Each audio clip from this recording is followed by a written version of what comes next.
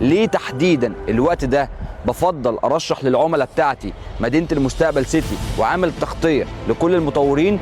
اول حاجه لما تيجي تزور مدينه المستقبل على ارض الواقع هتلاقي ان هي خلاص جيتد كوميونتي. احنا بنتكلم على مدينه على مساحه 11,000 فدان في موقع مميز جدا جدا جدا. بطلع على التجمع الخامس من خلال طريق الدائري الاوسطي، دقيقتين من مدينتي لان انا قدام مدينتي على طول من طريق السويس.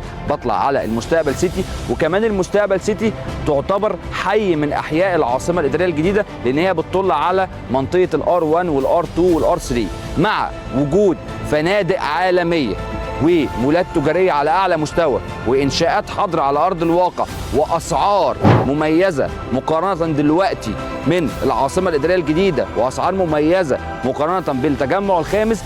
دلوقتي تعتبر المستقبل سيتي هو الحصان الربحان لو انت عايز تحط استثمارك